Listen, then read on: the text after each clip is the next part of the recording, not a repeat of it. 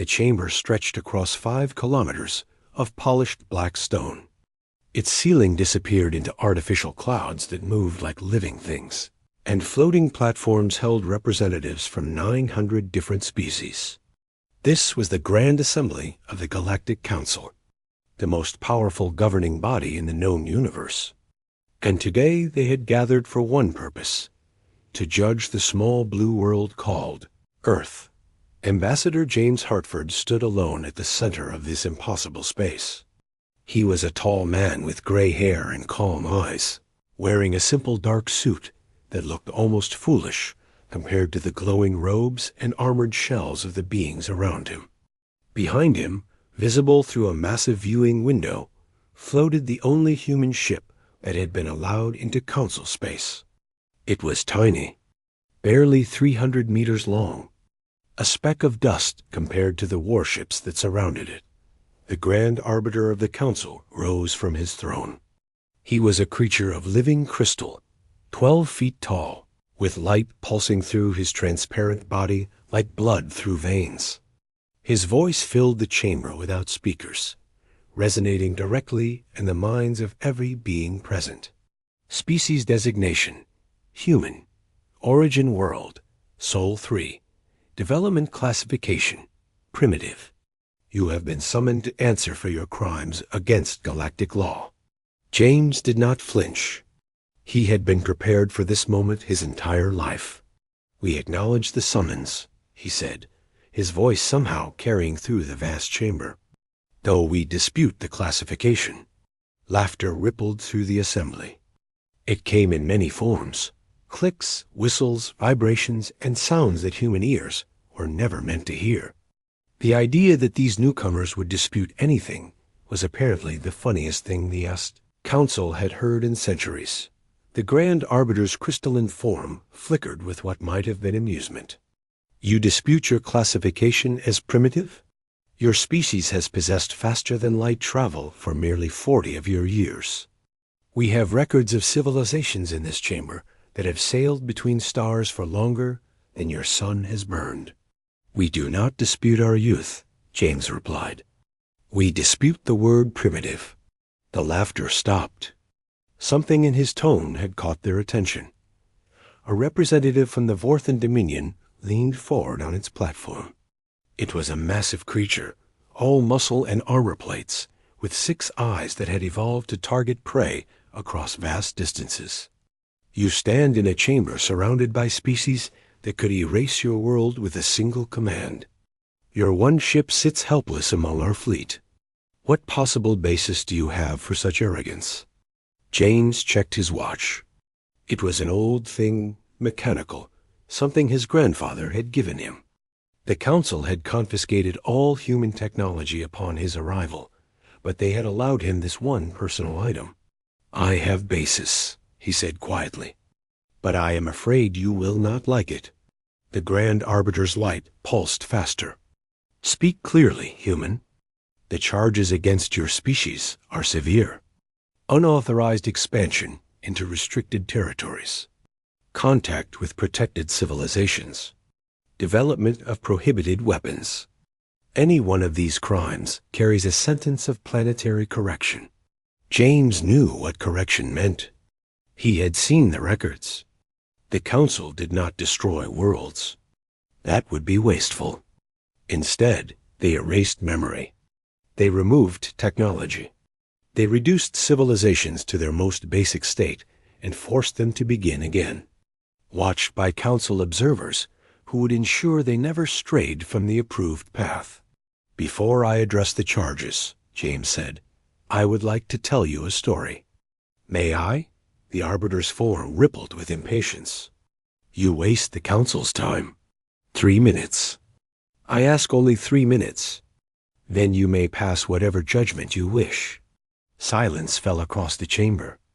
No species had ever made such a request. Judgment was not negotiated. It was delivered, but something in the human's eyes made the Arbiter pause. Something that should not have been there. Speak. James nodded and began to walk slowly across the chamber floor, his footsteps echoing in the sudden silence. 60 years ago, by our calendar, a probe entered our solar system. It was damaged, barely functional, broadcasting a signal that our scientists did not understand. We captured it. We studied it. And we learned that we were not alone in the universe. He stopped walking and turned to face the assembly. We also learned that the universe was not safe. The probe's memory banks contained fragments of data, information about the Council, about the corrections, about the hundreds of species that had been erased for failing to meet your standards. The chamber had gone absolutely still. Even the artificial clouds seemed to have stopped moving. You thought we developed faster-than-light travel 40 years ago, James continued. You were wrong. We achieved it 57 years ago. We have spent the last 17 years preparing for this moment, knowing that eventually you would notice us and call us to judgment. The Vorthan representative surged to its feet, all 6 eyes blazing. You admit to deceiving the Council? This only adds to your crimes. I admit to surviving, James corrected. There is a difference. He checked his watch again. The second hand was approaching 12. In exactly 30 seconds, you will receive a transmission from your homeworld, Arbiter. From the crystal caves of Velarus Prime, I suggest you take the call. The Grand Arbiter's form began to pulse erratically. No communication can reach this chamber without Council authorization. Your threats are empty. 20 seconds. Guards, remove this creature. Armored beings from 3 different species began moving toward James. They were fast, bred for combat, equipped with weapons that could vaporize organic matter at a molecular level. James did not move. 10 seconds. The guards were almost upon him when the chambers. Communication systems activated on their own. Every display, every projection, every surface capable of showing images suddenly displayed the same feed. A view of Velarus, Prime from orbit. And the ships surrounding it. Human ships. Thousands of them. Ships that the Council's sensors had not detected.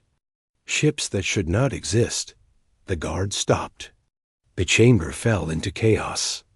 The Grand Arbiter's crystalline body cracked with stress as he processed what he was seeing. James Hartford smiled. I told you that you would not like it, he said. Now, shall we discuss humanity's terms for joining your Council? Because I promise you, this conversation is no longer about our survival. He straightened his tie and met the Arbiter's fracturing gaze without fear.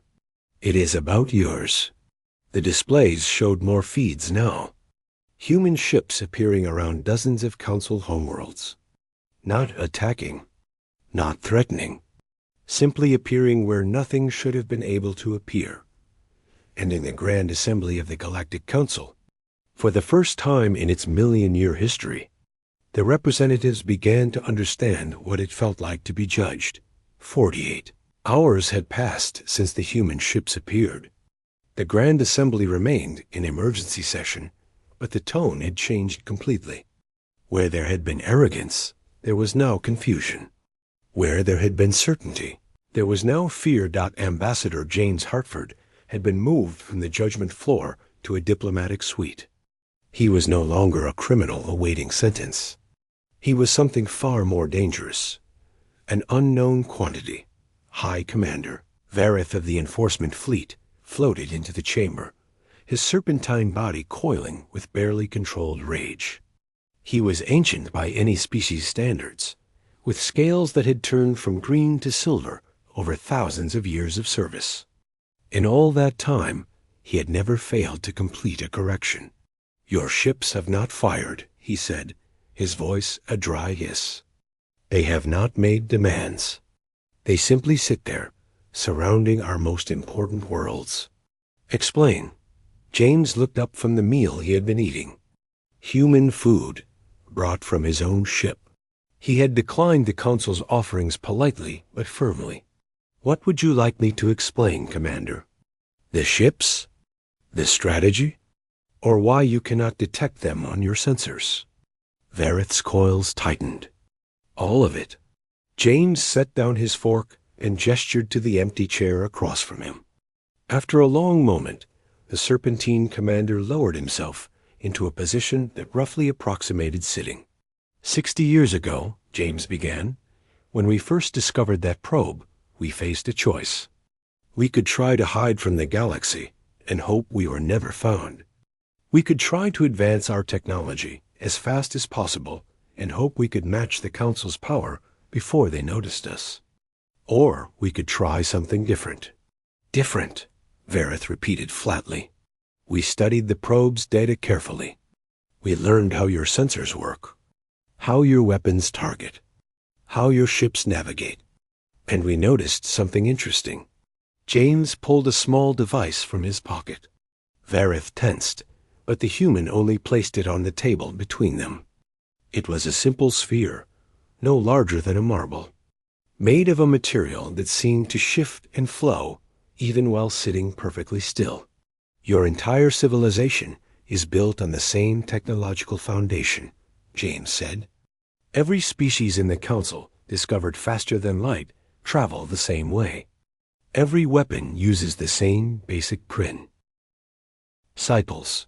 Every sensor looks for the same signatures. You have achieved incredible things, Commander, but you have all achieved them identically. Vareth stared at the sphere. Something about it made his ancient instincts scream warnings. We did not know the right way to build things, James continued. We only had fragments of data, damaged systems, incomplete theories. So we made mistakes. Hundreds of them. Thousands. We built engines that tore themselves apart. Weapons that failed more often than they fired. Ships that vanished into places we still do not understand. He picked up the sphere and rolled it across his fingers. But some of those mistakes worked. Not the way your technology works. Not the way any technology in the galaxy works. They operated on principles that your sensors were never designed to detect, because no one in 900,000 years had ever tried them. The sphere vanished. Simply ceased to exist. Vareth jerked backward, his combat reflexes triggering despite himself. James smiled and opened his other hand. The sphere sat in his palm. Our ships do not travel through the same dimension yours do, he explained. They do not broadcast signatures your systems can read. They are not invisible, Commander. They are simply somewhere your eyes cannot look. Vareth's voice came out as barely a whisper. How many ships do you have? Enough. How many? James met the ancient commander's eyes. When we realized the Council would eventually find us, we began building. Every nation on our planet working together in secret. Underground facilities. Orbital stations hidden behind our moon. Shipyards in the asteroid belt. For 50 years, every resource we could spare went into preparation. He leaned forward. We have 12,000 ships, Commander. Each one carries weapons that your shields cannot stop, because your shields were not designed to stop them. Each one can appear anywhere in the galaxy without warning, because your warning systems do not know what to look for. Vareth was silent for a long moment. When he spoke, his voice had lost its edge. Why have you not attacked?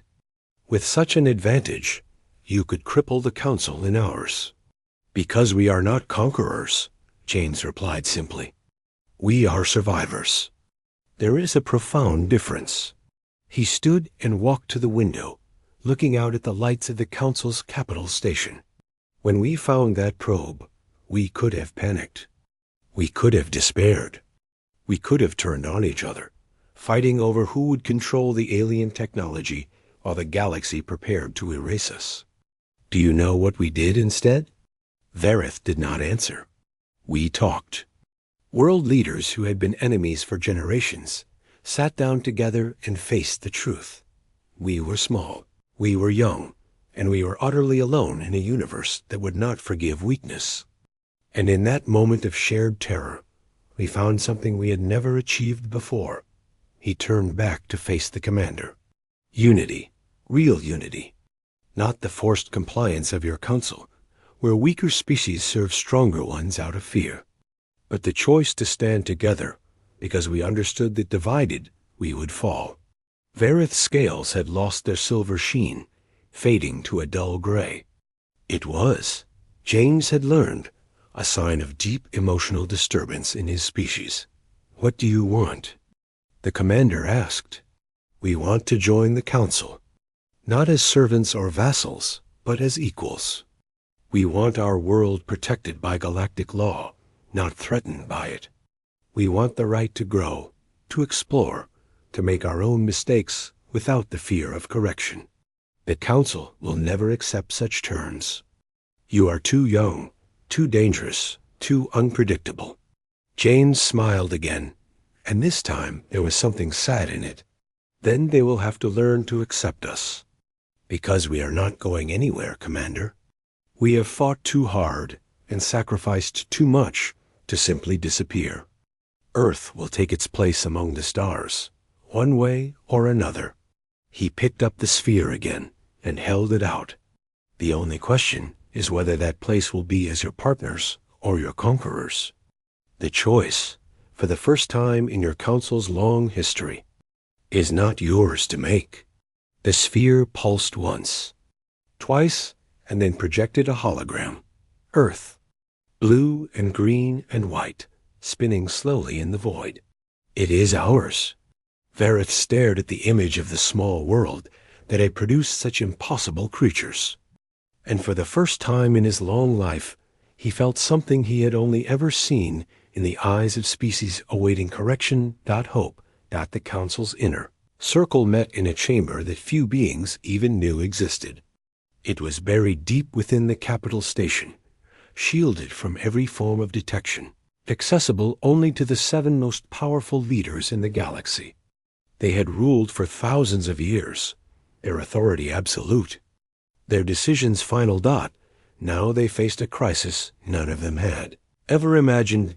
Grand Arbiter Crystallos stood at the head of the table, his damaged form still showing cracks from the stress of the assembly. Beside him sat representatives of the 6 founding species, beings of such age and power that younger civilizations spoke of them in whispers. "The human fleet has not moved in 72 hours, reported Admiral Keth of the Dominion, her 4 arms folded in frustration. "They maintain position around our homeworlds, but take no aggressive action. Our analysts cannot explain their strategy." "Perhaps they have no strategy," suggested Lord Morrow of the Eternal Consortium, his gaseous form swirling with agitation. "Perhaps they are bluffing, hoping we will surrender before we discover their weakness." "They are not bluffing." The voice came from the oldest being in the room, a creature known only as the Witness, who had been ancient when the council was young. She rarely spoke at these meetings, preferring to observe. But when she did speak, the others listened. "I have watched species rise and fall for longer than your memories stretch. These humans are not bluffing. They are waiting." "Waiting for what?" demanded Crystal Lost. The Witness turned her ancient eyes toward him. "For you to understand what you face." Before anyone could respond, the chamber's sealed doors opened without authorization. Every being present reached for weapons or powers that could level cities. They froze when they saw who entered. Ambassador James Hartford walked in alone, unarmed, wearing the same simple suit he had worn in the assembly. He should not have been able to find this room. He certainly should not have been able to enter it. "Forgive the intrusion," he said calmly. "But I felt our conversation should be more direct." Admiral Keth moved faster than thought, all 4 arms reaching for the human. She stopped an inch from his throat, held back by an invisible force that made her muscles burn. "Please do not do that," James said. "My people are watching. They would be upset if something happened to me." He walked to the empty chair at the foot of the table and sat down as if he had been invited. "You are wondering how I got here," he continued. "How I found this chamber. How I bypassed security systems that have not been breached in 100,000 years. The answer is simple. We have been watching you for a very long time. Lord Morrow's form condensed with anger. Impossible. Our counterintelligence networks would have detected any surveillance. Your networks look for the same things your sensors look for, James replied. We do not use those things. We learned early that the only way to survive in this galaxy was to become something you could not see, could not predict, could not understand. He placed his hands flat on the table. I am here to offer you something that has never been offered before. I am here to offer you the truth. The witness leaned forward, her ancient interest clearly captured. What truth, young one? James took a deep breath. The truth about why you are afraid of us. Kristallos made a sound that might have been laughter in his species. We are not afraid of you. We are concerned about a potential threat. There is a difference. There is no difference, James countered. And we both know it. You have corrected thousands of species. You have erased civilizations that threatened your order. You have never, in your entire history, faced a situation like this. A species you cannot threaten. A fleet you cannot track. A problem you cannot solve with force. He looked around the table, meeting each pair of eyes in turn. Your entire system is built on one assumption, that the Council is the most powerful force in the galaxy. Every law, every treaty, every relationship depends on that assumption. And now a species of primitives from an insignificant world has proven that assumption wrong. Admiral Keth had recovered her composure. One fleet does not change the balance of power. We have millions of ships across thousands of systems.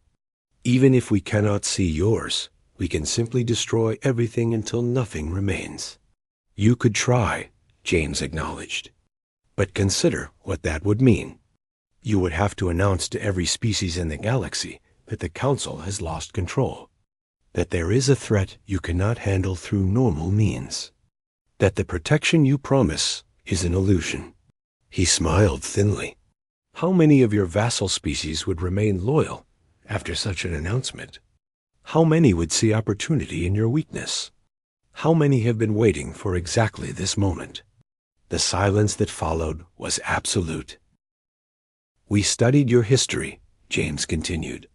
We know that the Council has faced rebellions before. Small ones quickly crushed. But they happened because species believed they had a chance. Imagine what would happen if they knew they actually did. Lord Morrow's form had turned from orange to a deep, troubled red. You are threatening to destabilize the entire galactic order. I am stating facts. The destabilization has already happened. The question is how we move forward. The witness spoke again, her voice carrying the weight of ages. What do you propose, human? James reached into his pocket and removed a data chip. He placed it on the table and slid it toward the center. This contains the location of our homeworld, our actual defenses, our true population numbers, everything you would need to destroy us, if you chose to do so. Every being at the table stared at the chip as if it might explode. In exchange, we ask for one thing, a seat at this table. Not in the outer assembly, where lesser species beg for scraps. Here, among the founders. With a voice in decisions that affect the entire galaxy. Kristallos leaned forward, his cracks spreading slightly. You would trust us with the means to destroy you? We would trust you to understand that destroying us is no longer the safest option, James replied. Our fleet will remain where it is. Our weapons will stay ready. But if you accept us as equals, you gain something far more valuable than our destruction would provide. And what is that? Admiral Keth demanded. James stood and walked to the viewing port, looking out at the stars. Innovation, creativity, the ability to see problems in ways no other species can. We achieved in 60 years what took your civilizations millions. Not because we are smarter, but because we had no choice. Desperation made us creative. He turned back to face them. The galaxy is vast. There are threats out there that even the Council has not faced. Species beyond the rim. Phenomena that defy your science. Dangers that your traditional responses cannot address. You need us, not as servants or specimens, but as partners. The witness rose from her seat, her ancient form unfolding to reveal a height that dwarfed even Crystallos. The human speaks wisdom, she said. I vote to accept their proposal. The other founders exchanged glances. For the first time in millennia, they faced a decision that could not be made through force alone, and Ambassador James Hartford waited, knowing that the fate of two civilizations hung in the balance of their choice. The vote was split. 3 founders supported humanity's proposal. 3 opposed. And Grand Arbiter Crystallos held the deciding voice. For 14 hours, he had remained silent, his crystalline form flickering with internal debate. The other founders had argued, threatened, and pleaded, but he had not spoken a single word. Now, as the artificial dawn broke over the council station, he finally moved. I require more information, he said. Before I decide, I must understand something. Ambassador James Hartford, who had not slept or eaten during the entire deliberation, straightened in his chair. What do you need to know? Your species developed technology that we cannot detect or counter. You built a fleet in secret while we watched your world. You found this chamber when no one else in galactic history has done so. Crystallos leaned forward, light pulsing through his fractures. But you did not attack. You did not conquer. You came to us and asked for partnership. His voice dropped to something almost like a whisper. Why? James was quiet for a long moment. When he spoke, his voice was different, softer, more human. May I tell you about my grandmother? The founders exchanged confused glances, but the witness nodded slowly. Speak. Her name was Maria. She was born in a small village, in a country that no longer exists, during a war that killed millions. When she was 6 years old, soldiers came to her home. They took everything. Her parents, her brothers, her childhood. She spent the next 10 years running, hiding, surviving by any means necessary. James stared at the table, but his eyes were seeing something far away. When the war ended, she could have become bitter. She could have spent her life seeking revenge against those who had hurt her. Instead, she became a teacher. She taught children in the poorest neighborhoods. She fed hungry families with her own money. She helped strangers because strangers had once helped her. He looked up at Crystallos. Before she died, I asked her why. Why help others when she had suffered so much? Why show kindness to a world that had shown her none? What did she say? The witness asked softly. She said that darkness cannot drive out darkness. Only light can do that. Hatred cannot destroy hatred. Only love can do that. Jane stood and walked toward Crystallos. She said that the measure of a person is not what they do when they have power, but what they choose not to do.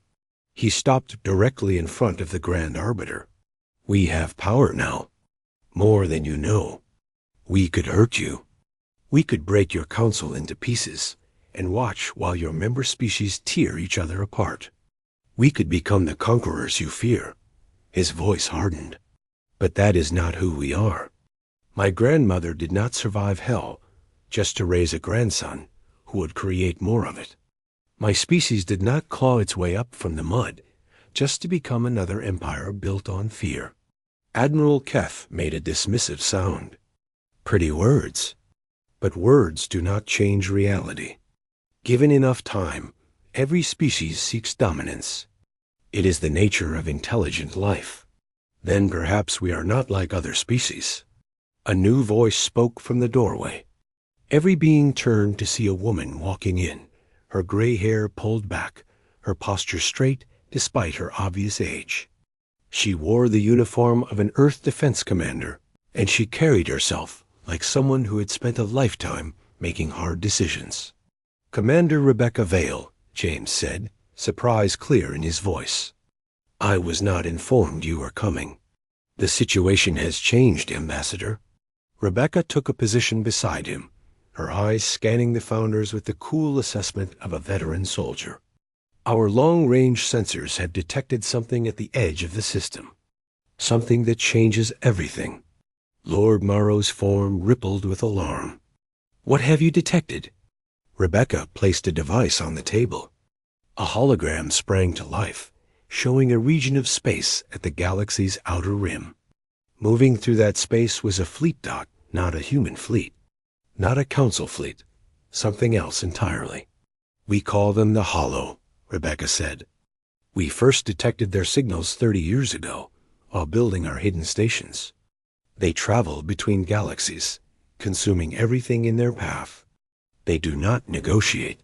They do not conquer. They simply erase. The hologram zoomed in, showing ships that seemed to be made of pure darkness. They move through space like predators, leaving nothing behind. Our analysis suggests they will reach council space in approximately 40 years, Rebecca continued. When they arrive, nothing in this galaxy will be able to stop them. Not the council. Not humanity. Not anyone. The chamber had gone completely silent. This is why we did not attack you, James said, his voice heavy.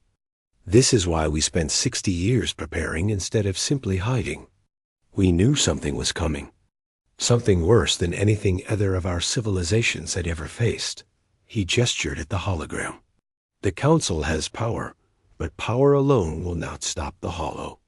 They have consumed civilizations far older and stronger than yours. Your traditional strategies will not work against them because they do not think the way you think. Rebecca stepped forward.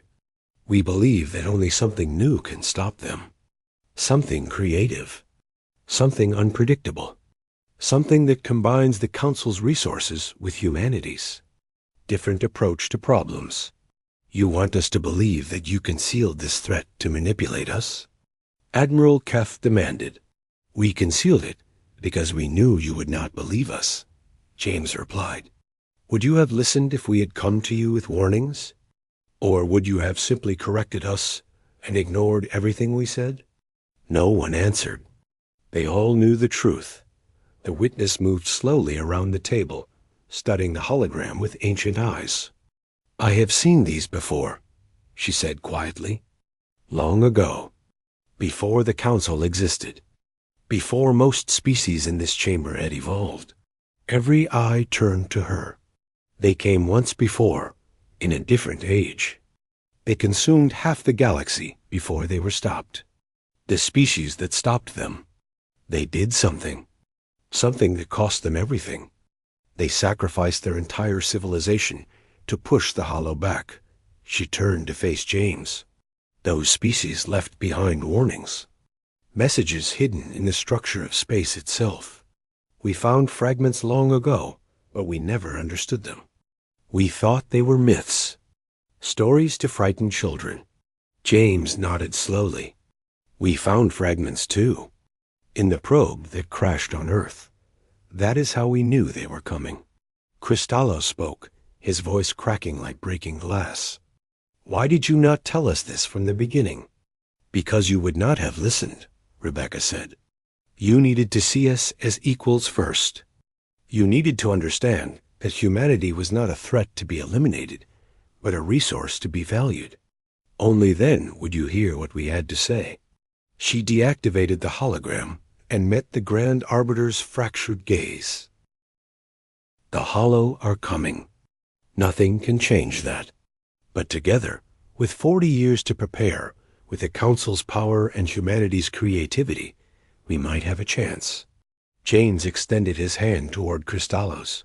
We did not come here as conquerors. We came as survivors who have seen what waits in the darkness between galaxies. We came because alone, neither of us will survive what is coming. His voice dropped to barely a whisper. But together, we might. Cristallos looked at the human's extended hand. Such a strange gesture. Such a small thing to represent such an enormous decision. Slowly, carefully, he reached out with a crystalline limb and touched the human's fingers. Together, he agreed. And in that moment, the galaxy changed forever. 40 years passed faster than anyone expected. The galaxy transformed in ways that would have seemed impossible on the day Ambassador James Hartford first stood in the Grand Assembly. Human engineers worked alongside Council scientists. Shipyards that had once built weapons of correction now produced vessels designed for a different kind of war. And slowly, grudgingly, the greatest civilization in the known universe learned to think differently. Admiral Rebecca Vile, now 93 years old, but still sharp as the day she had revealed the hollow threat, stood on the bridge of the Alliance flagship Unity. It was a ship unlike anything the galaxy had ever seen. Council technology provided the power. Human creativity provided the design. And the combined will of 1,000 species provided the crew. Beside her stood Grand Arbiter Crystallis, his crystalline form now reinforced with human-designed polymers that had healed his ancient cracks. Behind them, visible through the massive viewing window, stretched the largest fleet ever assembled. 300,000 ships from every corner of the galaxy, waiting for an enemy that had consumed civilizations for longer than stars had burned. "They are here," reported the sensor officer. A young Vorthan whose 4 eyes were fixed on displays, showing data streams from 1,000,000 sources. Emerging from dimensional space at coordinates 774. Rebecca nodded. She had known this moment would come, had spent 40 years preparing for it, had watched friends die and children grow, and an entire galaxy change because of what approached now. "Show me," she commanded. The viewing window shifted to display the outer rim. At first, there was nothing but empty space. Then, like ink spreading through water, the hollow emerged. There were no words in any language to describe them properly. They were absence given form. Darkness that moved with purpose. Ships that seemed to exist only as holes in reality, swallowing light and matter and hope wherever they passed, and there were millions of them. All vessels. "This is Admiral Vale." Her voice carried across the communication network that linked every ship in the fleet. 40 years ago, we learned that something was coming. Something that had destroyed civilizations beyond counting. Something that could not be reasoned with or surrendered to. She paused, looking out at the approaching nightmare. We were told we could not stop them. That they were too powerful, too alien, too inevitable. We were told that the best we could hope for was to delay them, to buy time for future generations who might find a better answer. A thin smile crossed her weathered face. We did not accept that. Crystallos moved beside her, his form pulsing with light that matched the emotions he had learned to feel over 4 decades of working alongside humans. "In 40 years," he broadcast to the fleet, "I have watched your species do things that my people spent 1,000,000 years believing were impossible. I have seen you build bridges where we built walls. I have seen you find hope where we found only despair. And I have seen you teach an ancient civilization that even the deepest darkness can be challenged." His voice rose with something that sounded remarkably like pride. "Today, we do not fight as the Council. We do not fight as humanity. We fight as the Alliance, and we fight to prove that life, in all its strange and wonderful forms, refuses to surrender to the void." A first wave of hollow ships crossed into weapons range.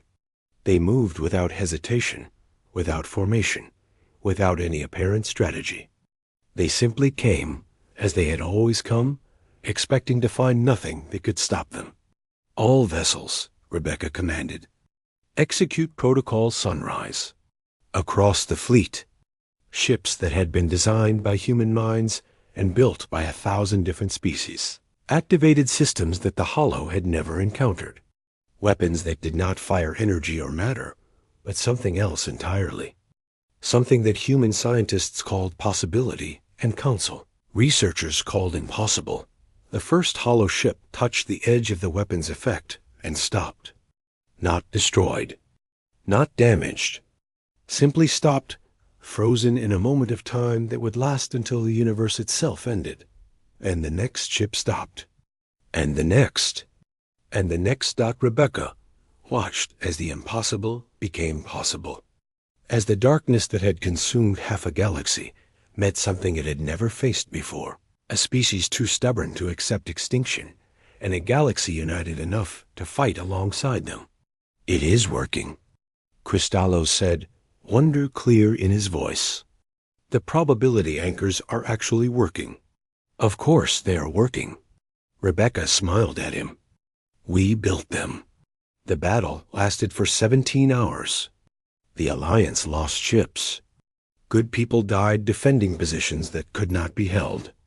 There were moments when it seemed the hollow would break through, would reach the inner systems, would begin the consumption that had ended so many civilizations before. But each time they advanced, something pushed them back. A desperate charge by Vorthan warriors. A brilliant maneuver by human captains. A sacrifice by beings whose names would be remembered for as long as stories were told. When it was over, when the last hollow ship had been frozen in eternal stillness, Rebecca Vale collapsed into her command chair. She was old. So very old. And she had just won a war that should have been impossible. Cristallos knelt beside her, a gesture he had learned from humans, his crystalline hand gentle on her shoulder. "We did it," he said quietly. "You did it." Rebecca shook her head. "We did it together." That was always the point. She looked out at the fleet, at ships from species that had been enemies a generation ago, now celebrating a shared victory, at the stars that would continue to burn because of what they had accomplished, at the future that was now possible because beings had chosen to unite instead of fear. 40 years ago, she said softly, your people called us insects, primitives, creatures not worth the energy it would take to destroy us. Cristallos made a sound that humans had learned was his species' equivalent of embarrassed laughter. We were fools. No, you were afraid. Rebecca reached up and touched his crystalline face. Fear makes everyone foolish. It is what we do after the fear passes that defines us. In the distance, through the viewing window, Earth hung in space. Blue and green and white, still spinning, still full of life.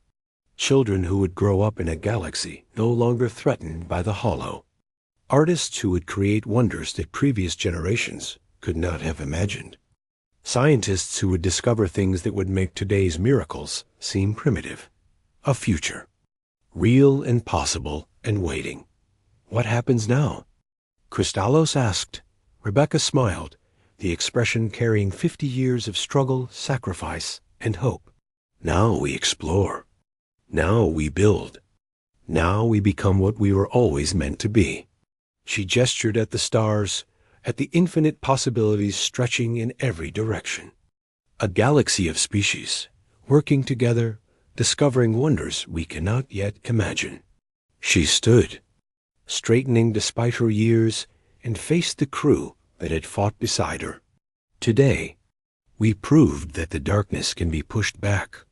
That survival is not just about being strong, but about being creative, about being united, about refusing to accept that anything is truly impossible. Her voice carried across the bridge, across the fleet, across a galaxy that would remember this moment for as long as civilizations endured.